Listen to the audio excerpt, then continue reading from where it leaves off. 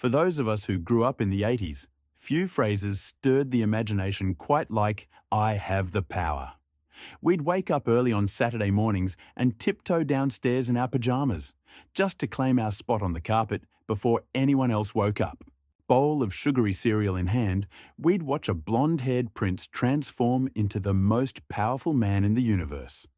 Our bedrooms were shrines to Eternia. Action figures and posters covered our walls, and somewhere in a toy box sat a plastic power sword we'd swing around yelling, "I have the power!" Now, nearly 4 decades after He-Man first burst into our lives, a new generation is about to discover the magic of Masters of the Universe. The journey to bring He-Man back to theatres has been nothing short of epic. For over 20 years, the project wandered through development hell, passing from studio to studio. Directors came and went. Scripts were rewritten. At times, it seemed the gates of Castle Grayskull might remain closed forever. But fans never lost hope. We kept our action figures. We introduced our children to the animated series. We held on to the memory of that glorious 1987 film. The one where Dolph Lundgren's He-Man ended up in a California suburb and where a Burger King became the battlefield between good and evil. That film wasn't perfect. But for kids of a certain age, it was amazing. It made He-Man real. Now, Amazon MGM Studios and Mattel are finally delivering the movie we've waited decades to see. Directed by Travis Knight, the filmmaker behind Kubo and the Two Strings, this new movie promises to honor what made the franchise special. The premise feels both fresh and faithful. Young Prince Adam crash lands on Earth as a child, separated from his ancestral power sword.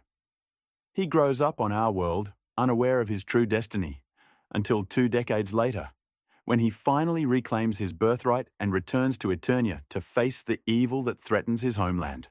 It's a clever twist, one that echoes the fish-out-of-water charm of the '87 film while grounding the fantasy in something emotional. The cast is incredible. Idris Elba brings gravitas to Man-at-Arms, the veteran warrior and inventor. Camila Mendes embodies Teela, the fierce captain of the guard. Alison Brie plays Evil-Lyn with what promises to be delicious cunning, while Morena Baccarin takes on the mystical sorceress. Even the comic relief gets star treatment, with Kristen Wiig voicing Roboto. The first teaser trailer offers only glimpses, but those glimpses spark something deep in anyone who remembers. There's Eternia, as fantastical as we always imagined. There's Man-at-Arms in armor that looks ripped straight from our childhood toy collections. And there's Battle Cat, the mighty green tiger, complete with the iconic red saddle and helmet. We haven't yet seen the full reveal of Nicholas Galitzine as He-Man in his final form, or Jared Leto's Skeletor.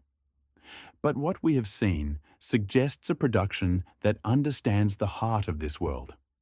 When Masters of the Universe arrives in theaters on June 5th, 2026, some of us will be bringing our own children to see it. We'll watch them experience Eternia for the first time.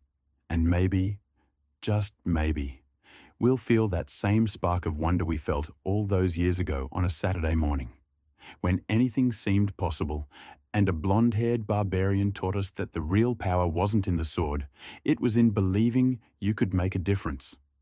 He-Man was always the promise that ordinary people, farmers, orphans, kids watching cartoons in their pajamas, could become heroes.